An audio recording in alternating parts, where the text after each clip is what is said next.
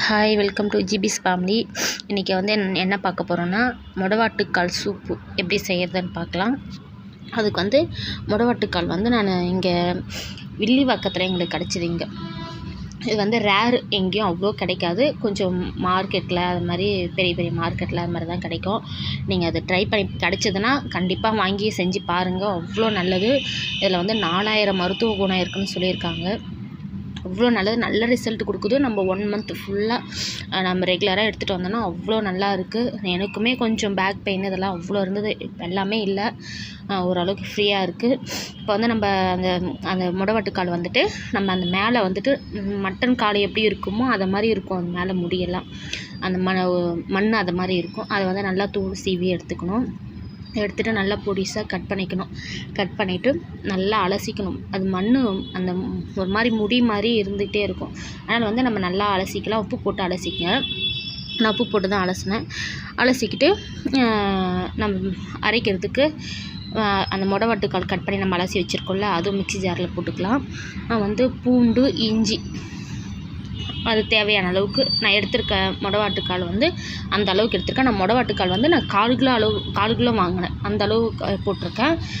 இஞ்சி, பூண்டு, வெங்காயம் 1 வெங்காயம், தக்காளி 1 தக்காளி, மிளகு 1 ஸ்பூனு, மிளகு வந்து 2 ஸ்பூன் அளவு போட்டிருக்கேன். சீரகம் 1 ஸ்பூனு, பெருஞ்சீரகம் 1 ஸ்பூனு, பச்சை மிளகா 1 போட்டு நல்லா அரைச்சிக்கலாம். கூட மஞ்சத்தூள் 1 ஸ்பூன் போட்டுக்கோங்க.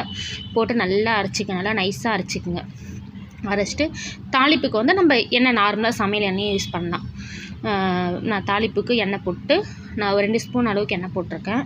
போட்டு பெருசீரகமும் பட்டையும் 2ம் போட்டிருக்கேன்.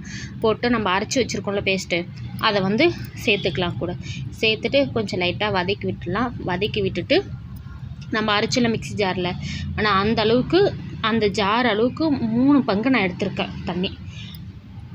அதுலேயே அலசி நான் அந்த தண்ணியை சேர்த்து நல்லா கொதிக்க விடணும். தேவையான அளவுக்கு உப்பு வந்து கம்மியாகவே நீங்கள் யூஸ் பண்ணுங்கள். சூப்புக்கு வந்து கொஞ்சம் கம்மியாகவே இருக்கட்டும். நல்லா கொதிக்க விடுங்க. ஏன்னா அது நல்லா கொதிக்க வந்து அதனுடைய அளவு வந்து கம்மியாகும். இந்த சூப் வந்து நல்லா 1/2 hour அளவுக்கு கொதிக்க விடுங்க. அனல் கம்மியாக வச்சு அது கொதிக்க அது எவ்வளோ நல்லா கொதிக்குதோ அதனுடைய இது வந்து சாறு வந்து நல்லா இறங்கும். அதுக்கப்புறமேட்டுக்கு வடிகட்டிக்குங்க. அது வந்து அந்த ஒரு மாதிரி சக்கை மாதிரி இருக்கும். நம்மளால் அது குடிக்க முடியாது. அதனாலே குடிக்கிறதுக்கு பிடிக்கலன்னு சொல்லிட்டு குடிக்க மாட்டாங்க. ஆனால் என்ன பண்ணோம், வடிகட்டிக்குங்க. நான் வடிகட்டி தான் யூஸ் பண்ணியிருக்கேன். வடிகட்டிட்டு கொத்தமல்லி சேர்த்து அவ்வளோதான், சூடாக குடிங்க. 1 month குடிச்சிட்டு வாங்க. ரிசல்ட் கண்டிப்பாக இருக்கும். கமெண்ட் பண்ணுங்கள் ரிசல்ட் எப்படி இருக்குன்ட்டு. தேங்க்யூ.